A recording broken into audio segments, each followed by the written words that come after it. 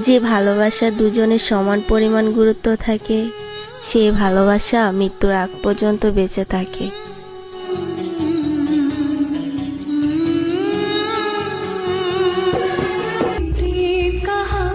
তোমার আচরণে আমি খুব আঘাত পেয়েছি, কিন্তু চিৎকার করিনি, কোনো অভিযোগও করিনি, শুধু নিজেকে সরিয়ে নিয়েছি।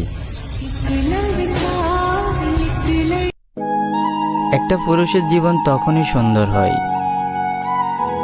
যখন পাশে এমন কেউ থাকে যে সমস্ত পরিস্থিতি বোঝার ক্ষমতা রাখে।